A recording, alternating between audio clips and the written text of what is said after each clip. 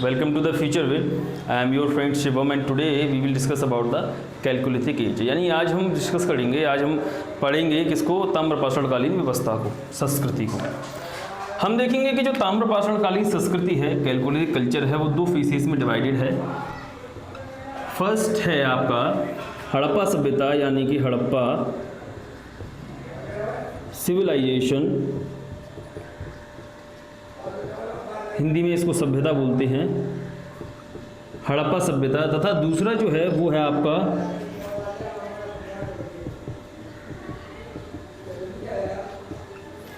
संस्कृति।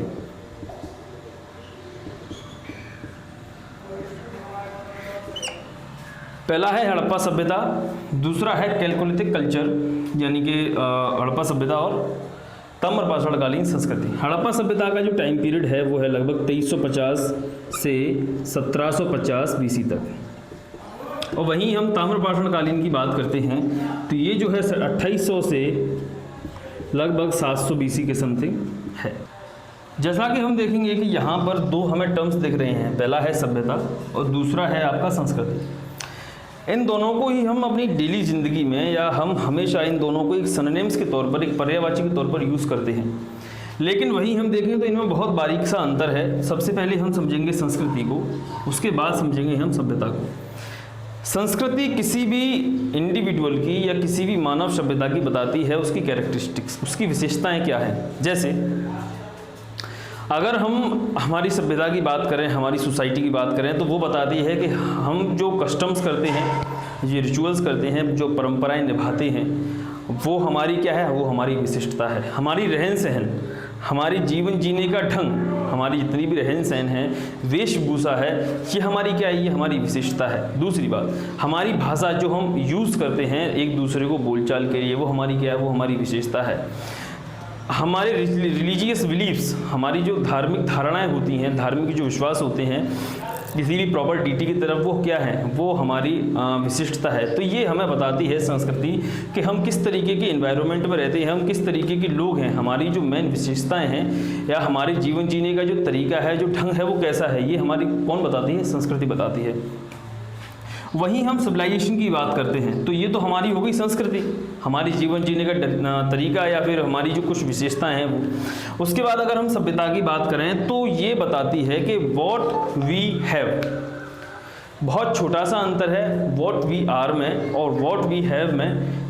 क्या है कि हमारी कैरेक्टरिस्टिक कौन बताता है, हमारी कैरेक्टरिस्टिक बताती है संस्कृति। लेकिन वहीं अगर हम सभ्यता की बात करते हैं तो वो बताती है हमारी कि हमारे पास है क्या। जैसे कि हम अपने भौतिक सुख सुविधाओं के लिए हम अपनी ज़रूरतों के हिसाब से नई नई चीज़ों को डेवलप कर रहे हैं। जैसे कि पुराने समय में जो लोग होते थे वो ट्रैवल करते थे पैदल, उसके बाद हम परेशान हो जाते थे, काफ़ी टाइम लगता था, लॉन्ग ड्यूरेशन था और काफ़ी दिन लगते थे। जैसे कि अगर दिल्ली टू मुंबई जाना हो तो महीनों लग जाते थे। पहले हमारी ज़रूरत थी क्या, invention of wheel. Invention of wheel हुआ, उसके बाद हमें क्या मिला, बुलॉक मिली।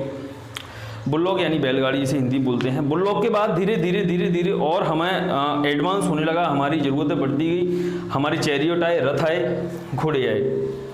उसके बाद ये चलते रहे, इसने हमारी यात्रा को, हमारे काम को और आसान कर दिया। उसके बाद जैसे जैसे रेलवेज आई, कार्स आई, बसेस आई, एयरवेज आई, वोट आई, तो उससे क्या हुआ कि हम अपनी ज़रूरत के हिसाब से चीज़ों को डेवलप करते गए और वो हमारी चीज़ें आसान करती गई। यानी कि कहीं ना कहीं ये हमारी ग्रोथ से जुड़ा हुआ है, हमारे विकास से जुड़ा हुआ है। हम उन चीज़ों को हम अपनी ज़रूरत के हिसाब से डेवलप करते हैं जो वास्तविक रूप से हमारी चीज़ों को आसान करती हैं, हमारी जीवन जीने का जो ढंग है उसको आसान करती हैं। तो ये हमारी होगी सभ्यता। यानी कि हम अपनी ज़रूरत के हिसाब से हमारे आसपास के एनवायरनमेंट को, हमारे आसपास के पर्यावरण को अगर मॉडिफाई कर सकते हैं, अगर संरक्षित कर सकते हैं अपनी ज़रूरत के हिसाब से, तो वो होगी हमारी सभ्यता, जो आसपास का एनवायरनमेंट हो गया वो। तो ये जो दो मेन डिफरेंस हैं वो है। अब सबसे पहले हम बात करेंगे संस्कृति की। हम संस्कृति की बात करने के हमारे दो कारण हैं। पहला, जो ताम्रपाषाण काल संस्कृति है इंडस वैली सिविलाइजेशन की हम बाद में बात करेंगे। तो जो ताम्रपाषाण कालीन संस्कृति है उसमें हम देखेंगे कि इसका ताम्रपाषाण काल ही नाम इसलिए पड़ा क्योंकि यहाँ पर तांबे का यूज़ होता था, तांबे का और पत्थर का दोनों का यूज़ होता था। लेकिन वहीं अगर हम हड़प्पा सिविलाइजेशन की बात करें, अगर हम हड़प्पा सभ्यता की बात करते हैं तो यहाँ पर जो है ब्रॉन्ज का उपयोग होता था। जो ब्रॉन्ज धातु है वो तांबे और टीन का दोनों का मिश्रण होती है, दोनों का अलॉय होती है। तो इसीलिए सबसे पहले तांबे को पढ़ेंगे क्योंकि ये पहली धातु है। उसके बाद अलॉय बन के हड़प्पा में ब्रॉन्ज यूज़ होने लगी। एक पहला कारण तो यह है कि इसलिए हम इसको बाद में पढ़ते हैं। दूसरा कारण यह है कि इसकी शुरुआत जो है 2800 BC के समथिंग हो गई थी और ये एक संस्कृति थी। ये इंसान की फिजिकल कैरेक्टरिस्टिक्स, उसकी मेंटल कैरेक्टरिस्टिक्स, उसके जितने भी रिचुअल्स हैं, बिलीफ्स हैं, वो बताती है। तो इसीलिए दूसरा कारण ये है कि इसको पहले पढ़ने का तरीका। उसके बाद ये ह्यूमन की ग्रोथ बताता है कि उसने आसपास अपनी ज़रूरत के हिसाब से क्या क्या चीज़ें डेवलप्ड कर चुका है ह्यूमन। तो ये बताता है हमारी सभ्यता। उसके बाद तीसरी बात एक और है कि कैलकुलिथिक कल्चर यानी कि ताम्रपाषाणकालीन जो व्यवस्थाएं थी, जो संस्कृति थी और जितनी भी सेटलमेंट्स से रिलेटेड थे वो हमारे ग्रामीण सभ्यता से जुड़े हुए थे। यानी कि वो नगरीकरण नहीं हुए थे, वो ग्रामीण सभ्यता थी। जबकि अगर हम बात करें हड़प्पा सभ्यता की तो ये जो है नगरीकरण की तरफ रुख कर चुकी थी और ये एक नगरीय व्यवस्था थी। यहाँ पर जब हम आगे पढ़ेंगे हड़प्पा सभ्यता के बारे में तो इसके कुछ मुख्य विशेषताएं हैं, उन पर चर्चा करेंगे। जो मेन कैरेक्टरिस्टिक्स हैं उन पर डिस्कस करेंगे हम। तो सबसे पहले ध्यान देंगे कैलकुलिथिक कल्चर के बारे में।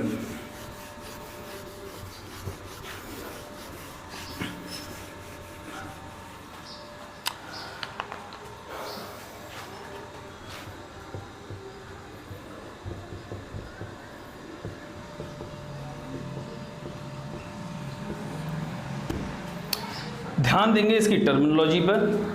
कैलकुलिथिक कल्चर यानी कि ताम्रपाषाण संस्कृति, ताम्रपाषाणकालीन संस्कृति या ताम्रपाषाणिक संस्कृति। ये देखेंगे कि ये जो है कैलकुलिथिक या ताम्रपाषाण काल दो शब्द से मिलकर बना हुआ है।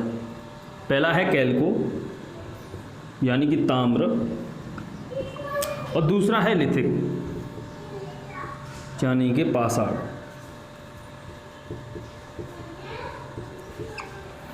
कैल्को का मतलब होता है ताम्र यानी तांबा,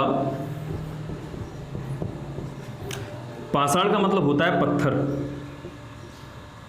यानी कि इस काल में हमें तांबे और पत्थर का उपयोग एक साथ देखने के लिए मिलेगा। जितनी भी टूल्स मिलेंगे, काफ़ी सारी चीज़ें मिलेंगी और काफ़ी सारे ऑब्जेक्ट्स मिलेंगे, वो काय के मिलेंगे, वो तांबे और पत्थर दोनों के साथ में मिलेंगे।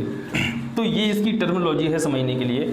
उसके बाद जो कैलकुलिथिक कल्चर से रिलेटेड तीन मुख्य सेटलमेंट्स या तीन मुख्य कल्चर की बात करते हैं।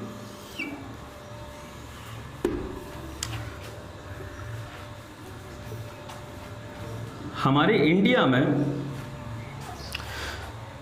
जो सबसे मुख्य सेटलमेंट हैं, जो सबसे मुख्य विशेषता हैं हमारी ताम्रपाषाणकालीन संस्कृति से संबंधित, तो उनकी बात करते हैं। उनमें सबसे पहला है आपका बनास संस्कृति,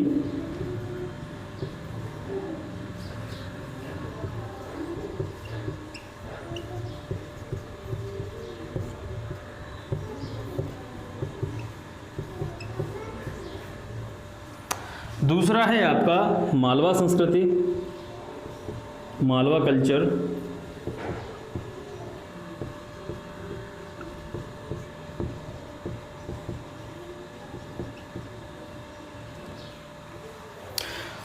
तीसरा है आपका जोरवे कल्चर।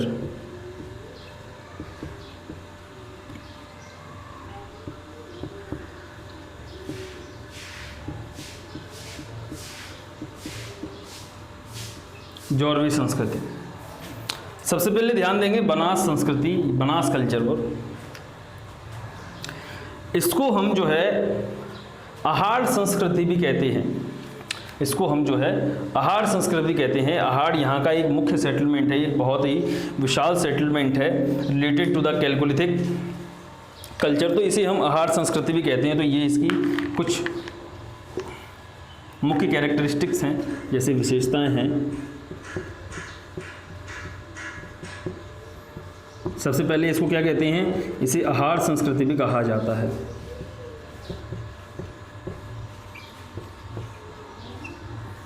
आहार संस्कृति। कहा जाता है। इसमें व्यवस्थित जो सेटलमेंट्स हैं उनमें दो मुख्य हैं। यहाँ जो सेटलमेंट हैं उनमें दो मुख्य हैं। पहला है अहाड़,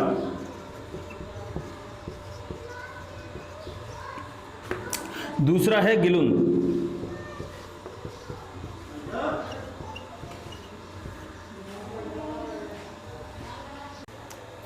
तो जैसा कि हमने कहा कि इसकी जो मुख्य सेटलमेंट हैं वो अहाड़ और गिलुंद हैं। बात करते हैं इसकी दूसरी कैरेक्टरिस्टिक यानी दूसरी विशेषता की तरफ। यहाँ पर हमें इसे ताम्रवदी भी कहा जाता है। हिंदी में इसे ताम्रवदी कहते हैं और इंग्लिश में ताम्रवती कहते हैं।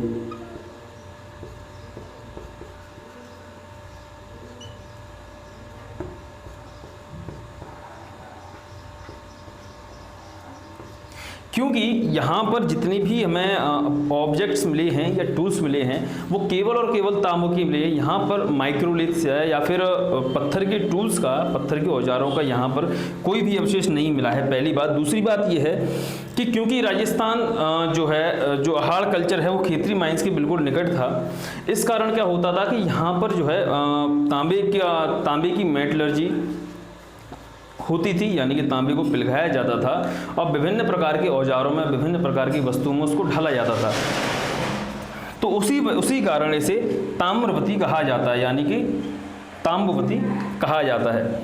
तीसरी बात, जैसा कि मैंने कहा, यहाँ पर लिख देते हैं। जो थर्ड मेन कैरेक्टरिस्टिक्स था related to the Ahar culture, ये है कि यहाँ पर जो है ये फेमस था फॉर द कॉपर वर्क, यानी कि ये फेमस था, फेमस फॉर कॉपर वर्क।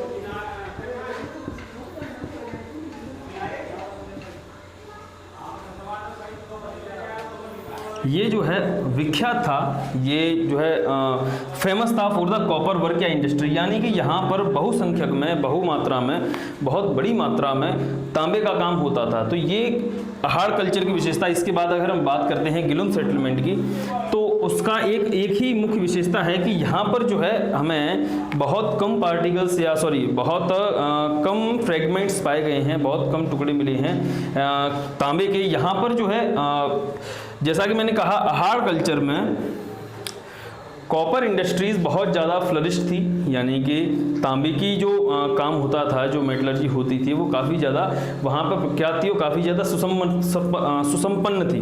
लेकिन वहीं हम गिलुंद की बात करते हैं तो गिलुंद में जो है यहाँ पर हमें पत्थर की कारीगरी है या पत्थर के टूल्स हैं, ये काफ़ी सारी देखने के लिए मिलते हैं। तो ये कई के लिए फेमस था, फेमस फॉर स्टोन वर्क और इंडस्ट्री। ये जो अहाड़ कल्चर है ये कहाँ पाया जाता है या इसका सेटलमेंट कहाँ है? साउथ वेस्ट राजस्थान में इसका सेटलमेंट है। एक बात और है कि ये इसे बनास कल्चर क्यों कहते हैं? इसे बनास कल्चर कहने का कारण है कि ये जो सेटलमेंट अहाड़ कल्चर या अहाड़ सेटलमेंट जो था, जो मुख्य सेटलमेंट है राजस्थान का या बनास कल्चर का, वो जो है बनास नदी के किनारे सेटल्ड था, bank of Banas river.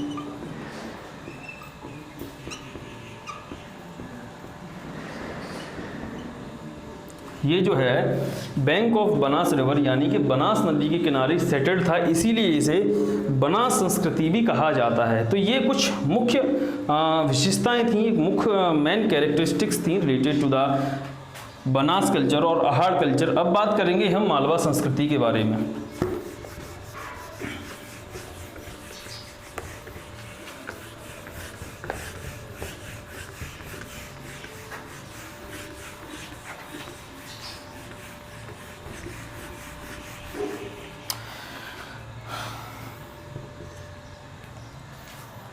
Malwa संस्कृति के बारे में बात करेंगे। ये जो सेटलमेंट है वो मुख्य रूप से दो सेटलमेंट्स का कह सकते हो आप डोमिनेंट रोल है। पहला है मालवा और दूसरा है तीन का पैकाय था और नगदा टोली। मालवा कैथा और नवदा टोली, ये जो है मालवा संस्कृति से जुड़े हुए या मालवा संस्कृति से रिलेटेड काफ़ी मुख्य सेटलमेंट्स हैं, व्यवस्थाएं हैं। सबसे पहले ध्यान देंगे कि इसकी जो मुख्य विशेषताएं हैं वो क्या कहती हैं। जैसा कि मैंने कहा कि जो अहाड़ संस्कृति है, जो अहाड़ कल्चर है या बनास वैली संस्कृति है, वो काई के लिए प्रसिद्ध है, वो है आपके तांबे के काम के लिए, यानी कि कॉपर इंडस्ट्रीज़ के लिए वो काफ़ी ज़्यादा फेमस है। ये जो है आपके रेड ब्लैक पॉटरी,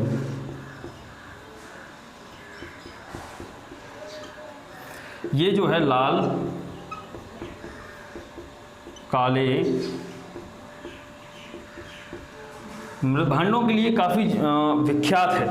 ये लाल काले मृदभांडों के लिए काफ़ी विख्यात है, यानी हमें मालवा कल्चर से या मालवा संस्कृति से हमें बड़े पैमाने पर काफ़ी ज़्यादा लाल और काले मृदभांड देखने के लिए मिलते हैं। लाल और काले टेराकोटा फिगरीन्स भी हमें देखने के लिए यहाँ से मिलते हैं। दूसरी बात,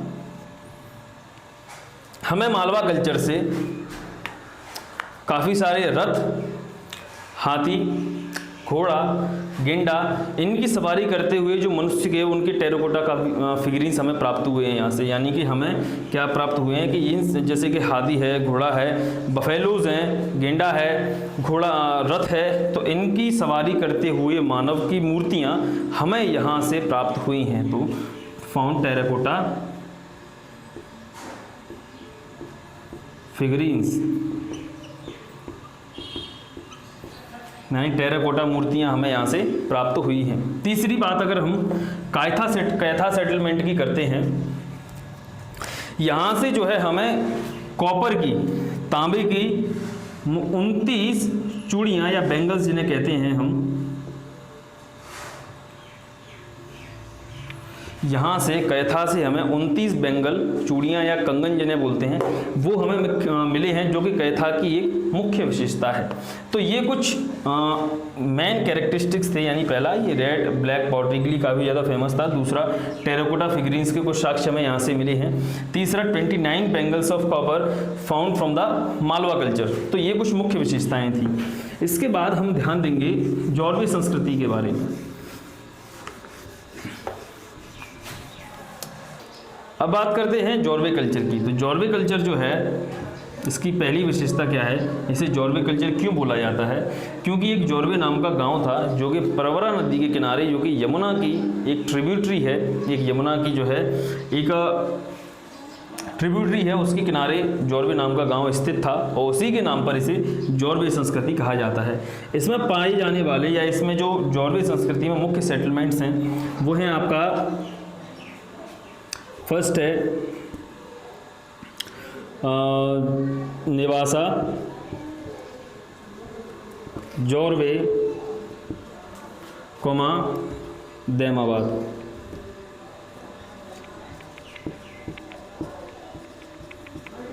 अहमदनगर डिस्ट्रिक्ट,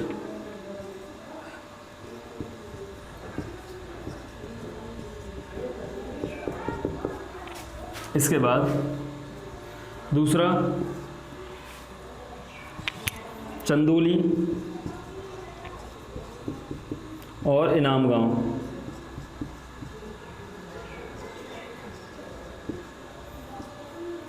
पुणे,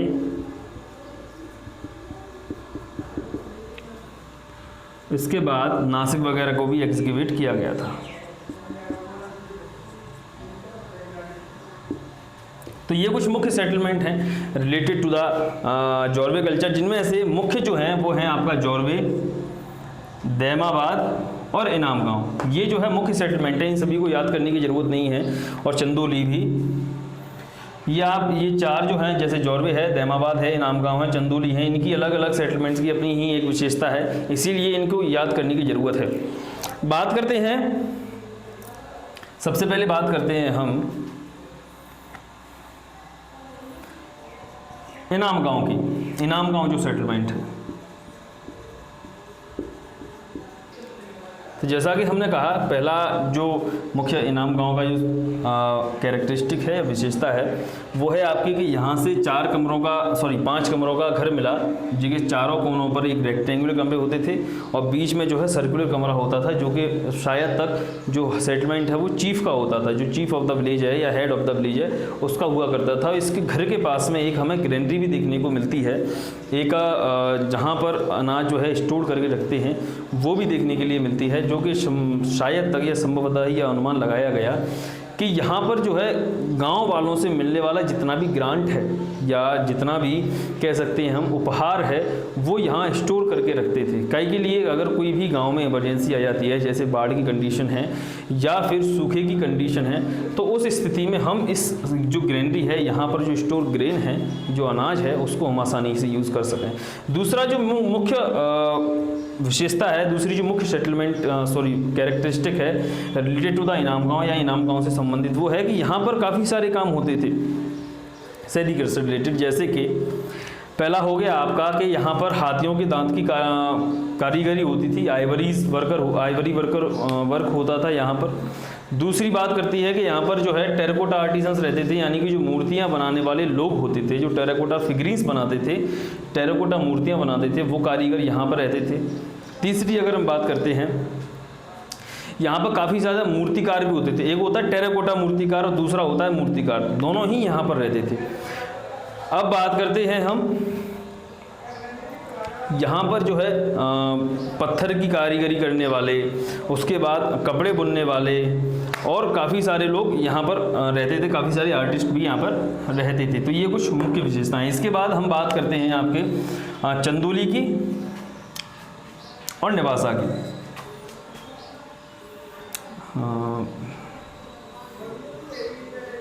तो बात करते हैं main characteristics of the chalcolithic culture, यानी ताम्रपाषाणकालीन संस्कृति के कुछ मुख्य विशेषताओं के बारे में। सबसे पहली जो मुख्य विशेषता है वो है कि ये जो है ग्रामीण संस्कृति थी। ये क्या है थी?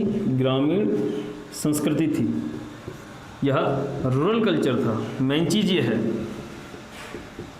समझने वाली बात। दूसरी बात ये जो है वो है कि इसके कुछ सेटलमेंट जैसे इनाम गांव हैं और दैमाबाद हैं, इसके जो मुख्य सेटलमेंट्स थे वो जो है कहीं ना कहीं आपके शहरीकरण की तरफ बढ़ रहे थे धीरे धीरे, लेकिन ये शहरीकरण को प्राप्त होने से पहले ही ये सेटलमेंट जो है ख़त्म हो गए। तो मेन चीज़ क्या है कि इनाम गांव और दैमाबाद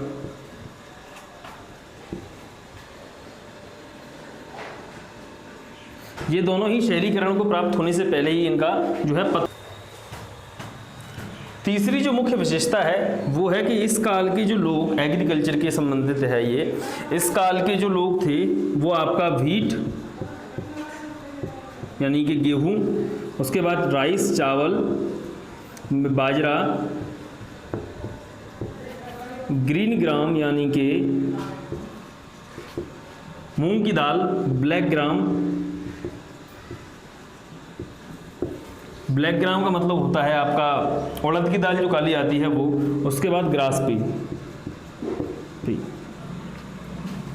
ये सारी चीज़ें कल्टीवेशन करते थे। यानी कि जो प्रधान खाना था वो था व्हीट, राइस, उसके बाद ये और कल्टीवेशन करते बाजरा को, ग्रीन ग्राम यानी कि आप मूंग की दाल जो आती है वो, ब्लैक ग्राम यानी उड़द की दाल आती है वो, और ग्रास पी यानी मटर को। तो ये सारी चीज़ें यहाँ पर एग्रीकल्चर एक्टिविटी। चौथी की विशेषता की बात करते हैं कि यहाँ पर जो डोमेस्टिकेशन ऑफ एनिमल होता था, जो पशुपालन होता था, वो कौन से जानवरों का होता था? तो पहली थी बफेलो यानी कि भैंस, काऊ यानी गाय, गोट यानी कि बकरी, शीप, भेड़, कैमल्स के हमें काफ़ी सारे रेमेंस मिले हैं, एलिफेंट एंड डॉग, यानी कि ये सारे जानवर थे जिनका यहाँ पर डोमेस्टिकेशन होता था, यानी कि पशुपालन होता था। अब बात करते हैं हमें एग्रीकल्चर रिलेटेड। यहाँ पर हमें अगर हम ईस्ट इंडिया की बात करते हैं, यानी कि पूर्वी अगर भारत की बात करते हैं, तो यहाँ पर हमें सबूत मिले हैं काय के फिश हुक के।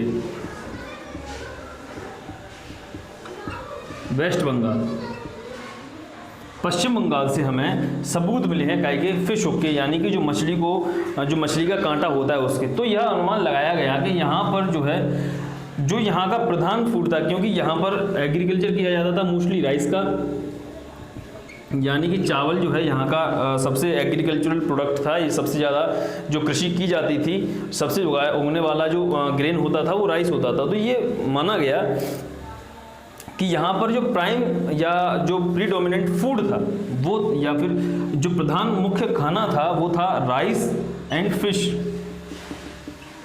राइस एंड फिश यहाँ का मुख्य खाना माना गया। और अगर हम अब प्रेजेंट की बात करते हैं तो ये जो है आज भी यहाँ का मुख्य खाना है राइस और फिश, काफ़ी लोग पसंद करते हैं।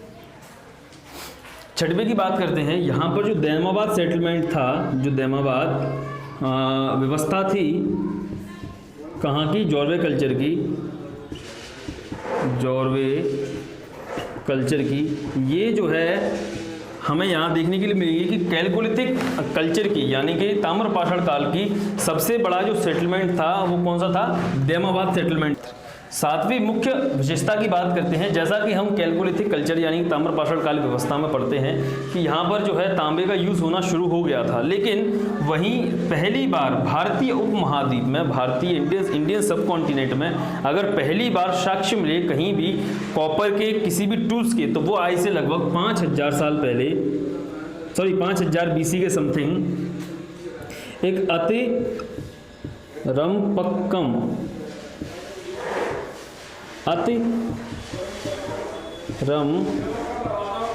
नाम की जगह थी। कहाँ, मद्रास में वहाँ से हमें साक्ष्य मिलते हैं किसके, 5000 साल पुराने कॉपर। तो जैसा कि हमने आज जाना ताम्रपाषाणकालीन व्यवस्था के बारे में कि ताम्रपाषाणकालीन व्यवस्था में कौन कौन से सेटलमेंट मुख्य थे, उसके बाद क्या विशेषता थी ताम्रपाषाण काल की। इसके बाद हम कल अपनी अगली वीडियो में ध्यान देंगे हड़प्पा सभ्यता के बारे में। इसके मुख्य सेटलमेंट थे, शहरीकरण की इसकी तरफ अग्रसर हुआ, शहरीकरण की क्या विशेषताएँ थी, किस तरीके से उनका समाज था, तो इन सारी चीज़ों पर कल हम ध्यान देंगे। तो देखते रहिए मेरे साथ अगली वीडियो द फ्यूचर पर, मेरी अगली वीडियो आएगी। जब तक के लिए जय हिंद, जय भारत, खुश रहिए।